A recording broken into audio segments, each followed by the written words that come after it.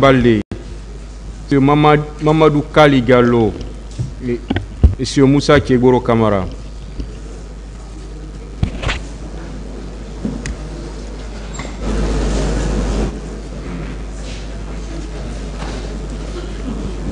Ministère public.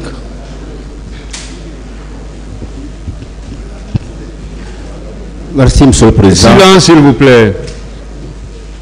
Merci, Monsieur le Président. Honorables assesseurs, nous avions voulu également une confrontation entre Maître Thierno Suleiman Baldé, M. Kali Gallo et l'accusé Moussa Kiegoro Kamara.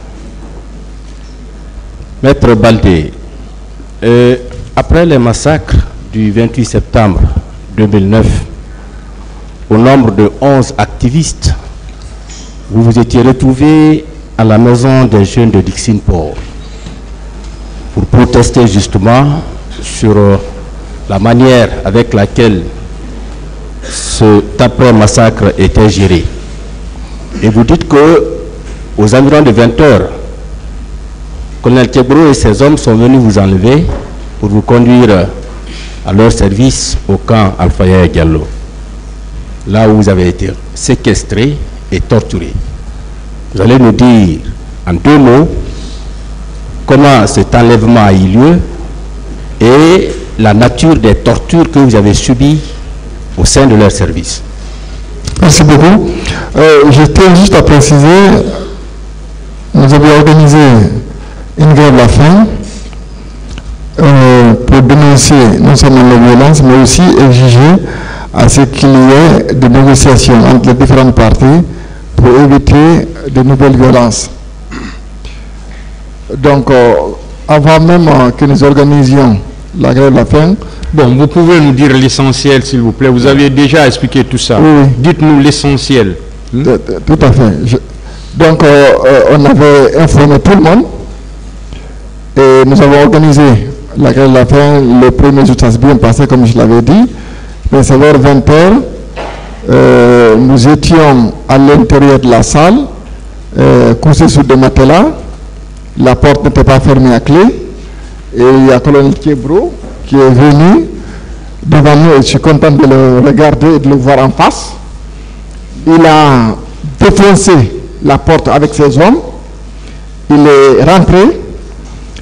Ils sont jetés sur nous. Ils nous ont tiré certaines personnes par les pieds, d'autres par les mains. Ils ont traîné de la salle jusqu'à l'extérieur où des pick-up étaient garés. Comme si nous n'étions pas des êtres humains. Comme si nous avions commis des crimes abominables. Alors que tout ce que nous demandions, c'est la non-violence. On n'aurait jamais pu imaginer un activiste qui demande la non-violence, qui organise une grève de la faim, soit traité de cette manière. Et une fois à l'intérieur des peuples, comme vous le savez, il y a les bancs où les gens s'asseyent, et en bas, on nous a fait asseoir. Ils sont montés, ils ont mis leurs pieds sur nous. Même si c'est des animaux, ils ne l'auraient pas fait. Les insultes, je ne les répéterai pas. Il nous a envoyés au camp Alpha Yaya Diallo. Arrivé sur place, devant ses bureaux, il a demandé qui était le chef. J'ai dit chez moi. Il dit, ah oui, c'est toi qui viens s'aimer le trouble ici, tu vas le regretter. C'est quoi une grève de la faim? C'est une forme de terrorisme moderne. Et je répète mot par mot. C'est une forme de terrorisme moderne.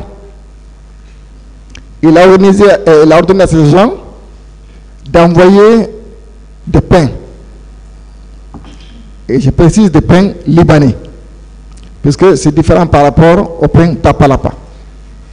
C'était des pains fades, avec du cornet d'œuf.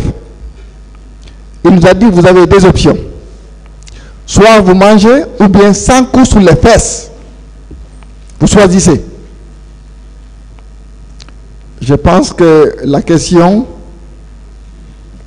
n'a pas tardé à avoir de réponse. Nous avions tous les mains sales, puisque nous a traînés dans la boue. C'est avec nos mains sales qu'on a ouvert les boîtes de cornes en bœuf, on a mis dans le pain, mais on ne pouvait même pas manger en fait. Mais on n'avait pas le choix. Il fallait avaler. Parce que si tu n'avales pas, tu sais exactement ce qui t'attend. Il nous a fait avaler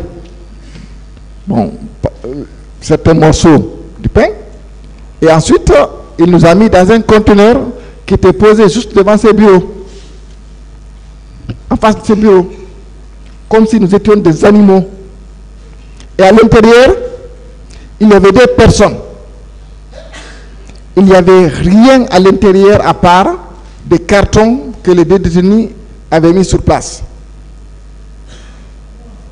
Et quand nous sommes arrivés à l'intérieur, ils ont fermé la porte comme si nous étions des marchandises. Aucun aspect humain. Aucun aspect humain. Aucun sentiment.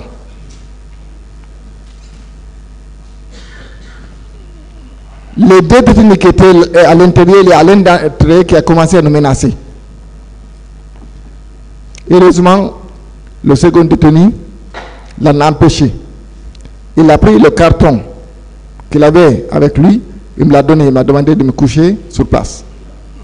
Et quelques minutes après, il y a des agents qui sont venus me chercher, moi et maître Christophe Koné, à l'intérieur du conteneur. On m'a envoyé dans une salle où il y avait une chaise, mais une chaise roulante qui pouvait tourner. Il y avait un civil. L'interrogatoire a commencé. À chaque fois, quand il pose une question, la première chose d'abord, c'est qui nous finançait. Je dis, nous n'avons absolument aucun financement et nous n'en avions pas besoin puisque les moyens que nous avions utilisés pour organiser la grève de la faim n'étaient pas des moyens considérables. Ils ont dit c'est faux, que nous étions financés par d'autres personnes. Et il fallait l'avouer. Dans le cas contraire, nous allions subir les conséquences.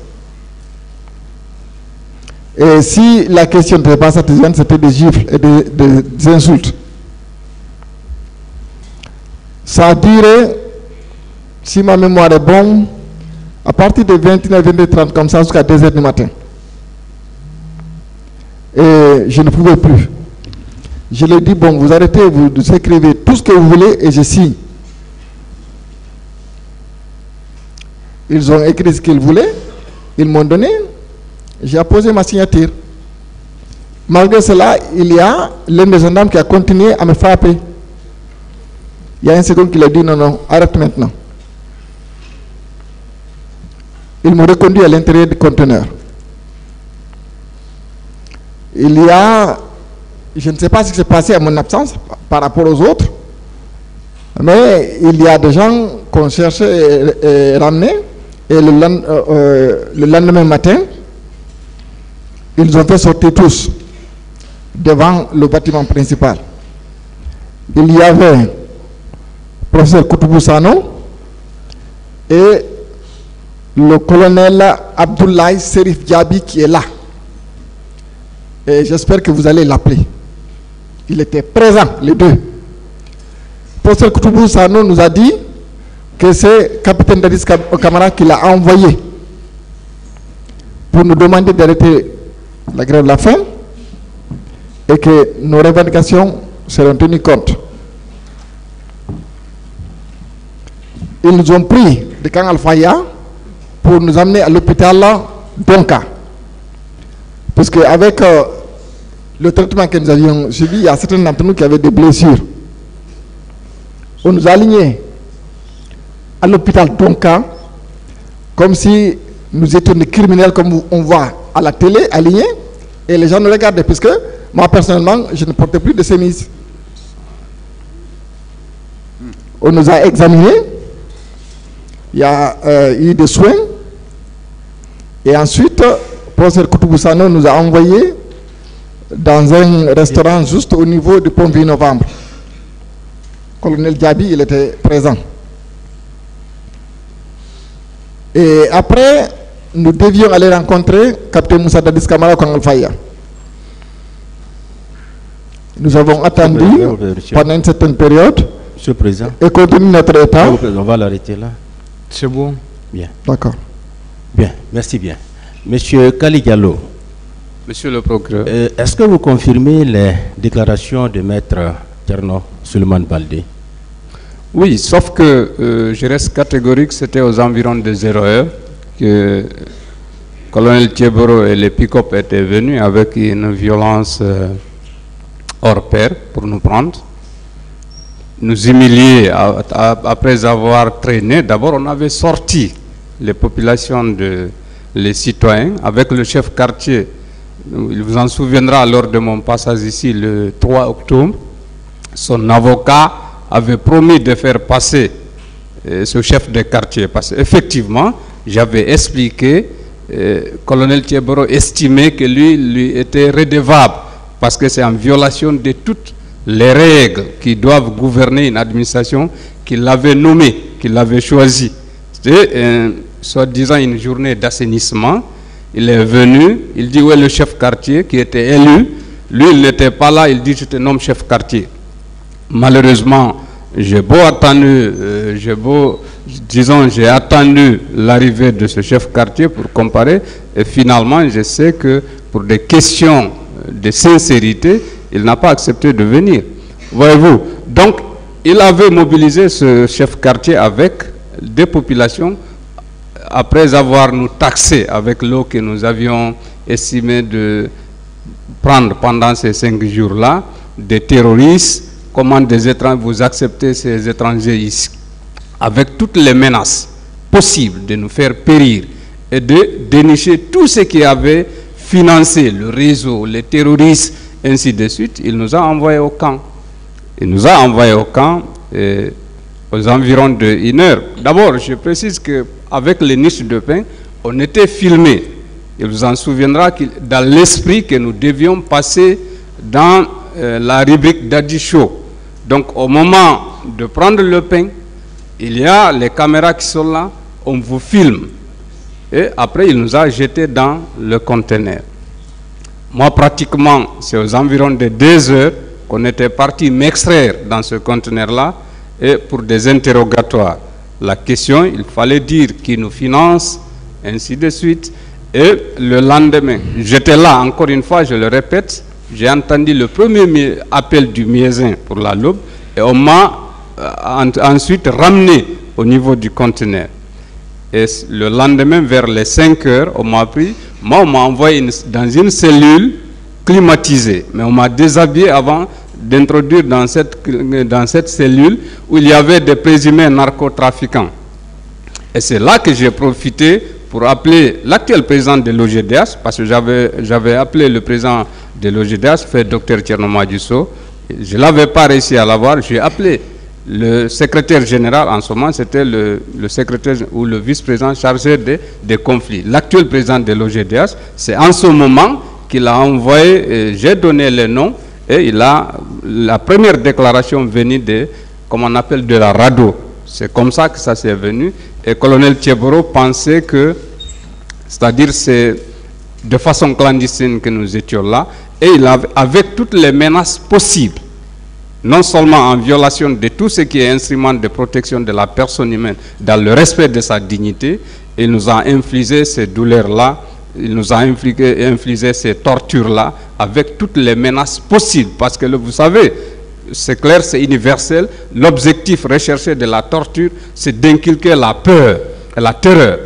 Quand on m'a jeté dans ce conteneur noir, c'est que tout ce que je pensais que, en tant que musulman, j'allais périr et que je n'allais pas avoir droit au rite, si vous voulez, funérailles dignes du nom. Parce que là, on nous avait jeté, et il avait dit, hein, il l'a dit et il l'a répété, vous allez périr dans ça. Et il a juré. Je pense qu'il aurait eu encore une fois la grandeur de personnalité de dire, d'assumer, je l'ai fait, mais peut-être que ces erreurs, je le regrette. J'aurais compris la personne. Mais jusqu'à présent, voyez-vous, l'élan pris. C'est bon. Voilà. Merci bien. Alors, colonel Moussa Thieboro Camara. Monsieur le procureur, oui. Vous avez suivi Maître Baldé. Oui. Vous avez suivi M. Kali Diallo. Merci. Est-ce que c'est comme ça que les choses se sont passées? Merci, merci Monsieur le Président, merci Monsieur les assesseurs. Monsieur le procureur, je tombe de nu. Vous avez la grosse erreur ou la malchance que j'ai eue dans cette affaire est que beaucoup ont passé après moi. J'étais le dernier, presque le premier. Quand j'étais assis dans le box des accusés, comme j'appelle le cimetière, j'ai écouté beaucoup de fabulations. Ce monsieur, je ne le connais pas, ni d'Ève ni de dame. C'est le seul jour. Cet autre, je ne l'ai même pas observé. Dieu est mon témoin. Je vais articuler mes propos sur 3 points ou 4. Le premier point, comment j'ai été informé qu'ils font ce qu'on appelle ici une grève de la faim.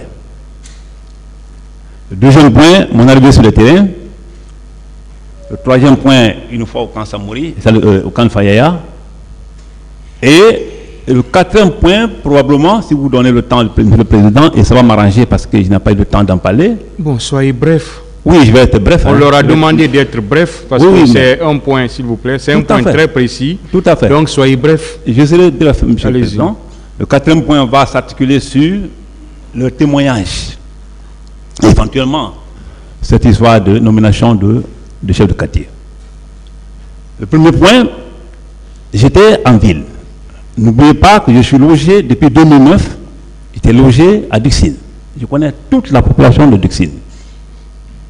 On coopère ensemble tout, baptême, mariage et tout.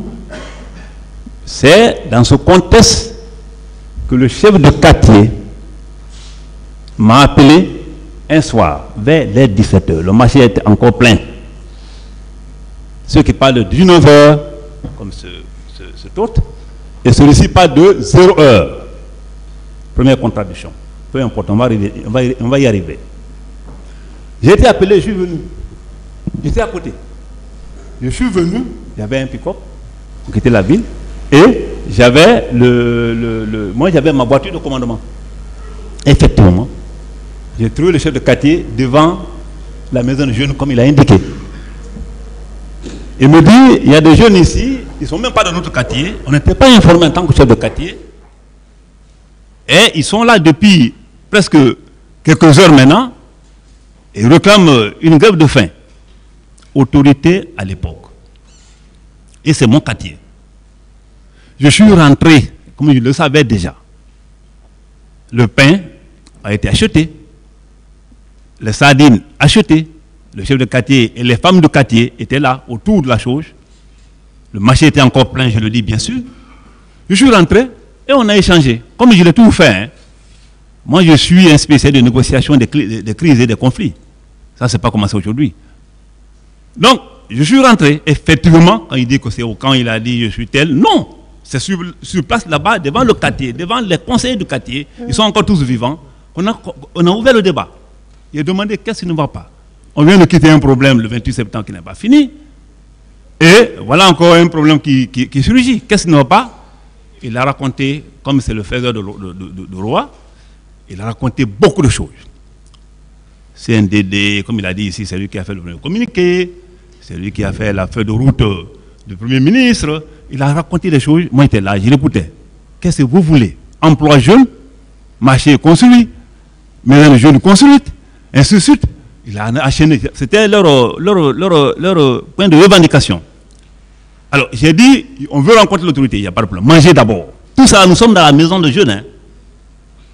C'est ce qu'ils disent. Même si tu dis à un aveugle en Guinée, il dit que ça ne ressemble pas au colonel Tchébro dans tous les cas. Nous sommes dans la maison de jeunes. Je leur demande, mangez d'abord, parce que grève de la faim, ça peut créer d'autres choses. Je suis humain. Je connais ce qu'on appelle l'humanisme. Donc, ils ont refusé de manger. Quelques-uns ont pris. Ils étaient un nombre de, je ne sais pas, 3, 6 comme ça, ou je ne sais pas, 5. Quelques-uns ont pris, mais lui, il n'a pas pris. Hein. Il a dit, bon, qu'est-ce que tu veux? Je veux rencontrer le chef. Le président d'Addis. J'ai réussi à lui dire. Il a dit, bon, d'accord, on va aller. Il est venu dans ma voiture au camp. Dieu nous voit. Tout ça va finir. Dans 100 ans, personne d'entre nous ici n'est sur terre. Qu'on le veuille ou pas. sera de l'autre côté. Mon père lui disait que si on n'a pas peur de Dieu parce qu'on ne le voit pas, il faut avoir honte de lui parce que lui nous voit. Ce monsieur est en train de raconter de la fabulation. Peu importe. Le président du tribunal sait, avec ses agents, ils savent déjà où est la vérité. Nous sommes partis au camp. Dans ma voiture, j'ai demandé à tous les journalistes dans ce pays, à chaque fois que je me déplace, même dans la rue, quand je vois quelqu'un qui est là, une femme ou bien comme ça, moi je l'ai toujours fait, même des militaires. Quand je vois, je garde mon convoi, la place est vide, je te fais rentrer. J'ai fait toutes les missions, souvent avec les journalistes, dans ma voiture. Je les ai pris dans ma voiture de commandement. Demande le chef de quartier, il ne dira pas le contraire. Les femmes qui étaient là, encore, elles vivent encore, je le souhaite d'ailleurs, demandez-les.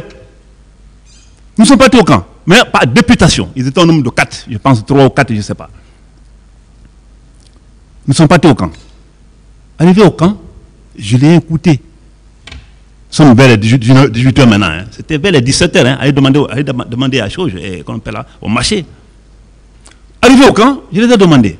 Lui et moi, sinon moi je n'entends pas quelqu'un sur PV, personne ne m'a vu demander n'importe qui. J'ai demandé, qu'est-ce qui ne va pas précisément? Le président a dit, est-ce qu'à l'heure là, parce que eux, c'est des nocturnes. Vers le soir déjà, ils sont au lit. Et nous, on travaille la journée. C'est ce qui était la différence. J'ai demandé, il m'a encore déballé le motif. J'ai dit, mais ça ne vaut pas la peine. Tu es jeune, tu es un cadre. Il m'a même expliqué comment il a fait le premier communiqué de CNDD. Et comme il a raconté ici, l'affaire de route du Premier ministre, il m'a tout raconté. Il m'a raconté comment les gens, comment il fait avec les chefs, comment il est intellectuel. J'ai compris tout. Il dit tout ça c'est bon. L'affaire de fonction, c'est Dieu. Qui devait être nommé, mais il a refusé, mais il a sollicité l'anticorruption, il avait dit tout ça, tout un tas de tarala, mais je ne peux pas tout expliquer. Et tout ça c'est bon mon frère. Mais il faut qu'on aille dans la paix. Le pays a besoin de paix et de stabilité pour qu'on aille enfin, de l'avant. C'est ainsi, il faut que vous mangez, vous avez fini de manger aujourd'hui. Il dit oui. Il était à mon bureau, hein. Lui il n'est pas ailleurs, à mon bureau. Donc, après on s'est compris. Il est là, Dieu est son témoin, Dieu est mon témoin, lui celui qui nous voit. On s'est compris, je l'ai remis 5 millions de francs guinéens, ce monsieur-là. Toi, déjà, quand on regarde même ta déposition, on comprend que tu es un monsieur que nous appelons de fois les toutologues. C'est-à-dire qui sait tout, qui sait faire tout et qui peut vraiment donner son point de vue à tout.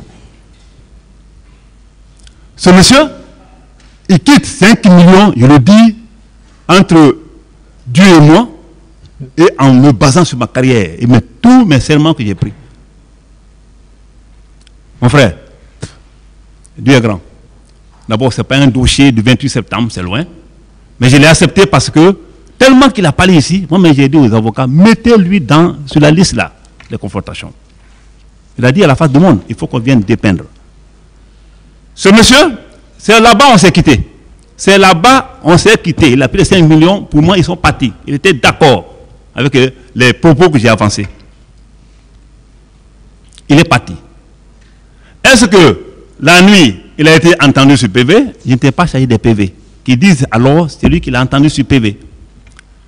Il est parti, on ne s'est plus revu. Ce autre, je ne l'ai pas vu. Parce que les 3 ou 4 personnes qui sont venues avec moi, qui étaient avec moi, avec un autre, et se voyaient. Donc, je ne peux pas connaître exactement c'était qui. Mais lui, je l'ai observé. Quand je vois sa figure, je comprends. Il ne s'agit pas ici de venir raconter ta vie sur les gens. Ce tribunal, on ne peut pas l'induire en erreur. Ce n'est pas possible. Il faut des preuves. Il dit, je viens sur les témoins. Il dit qu'arrivé vers les 0h, d'après lui, sa déposition que j'ai prise, hein, vers les 0h, si vous regardez un peu, allez sur YouTube, regardez sa déclaration, il avait dit ce jour où c'est monté dans le primitif, que vers les 0h, que M. Koutoubou Sano, le ministre à l'époque, secrétaire général, chargé des questions de religion, et M. Gabi, qui était ministre de la Santé, sont venus à mon bureau.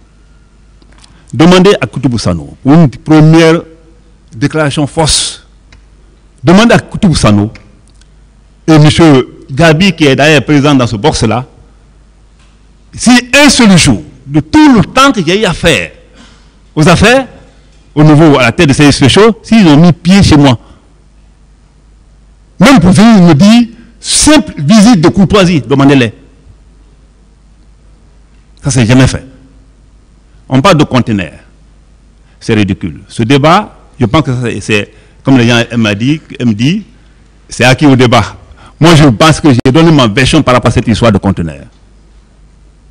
Seul service qui avait un violon climatisé. Je suis le procureur qui est au milieu là. Je pense que lui, il comprend beaucoup de choses. Parce que quand mon service fonctionnait, les PV qui étaient chez eux, je pense qu'ils ont bien apprécié ces PV-là. Jamais un conteneur à mon service. J'ai conteneur chez moi, non. S'ils se sont trompés, ils sont allés ailleurs, après avoir pris les 5 millions, et qu'ils sont rentrés dans le conteneur là-bas, je ne dis pas. À moins qu'il apporte les preuves tangibles. Non, ces histoires de conteneurs là, ça n'existe pas. Et j'avais le violon climatisé. Et ils ne sont pas rentrés au violon, malheureusement, parce qu'on s'est entretenu. Ils disent que Djabi, contradictoirement, hein, il y a un qui a dit que M. Djabi et M. Koutoubou sont venus les chercher à 0 heure. L'autre dit que c'est à 0 heure qu'on a commencé à révolutionner. Il y a même déjà, même la petite déclaration qu'ils ont faite ici, il y a une contradiction. Donc, à 0 heure qu'ils ont venu les chercher. Et qu'ils auraient à cause des violences qu'ils ont subies, morales ou corporelles, je ne sais quoi, parce que ce n'est pas moi qui les ai fait subir ça. Ils disent que M. Djabi et Koutoubou les ont envoyés d'abord à Donka. Heureusement. Donka est une instance médicale. Quand c'est comme ça, il doit y avoir des documents qui justifient cela.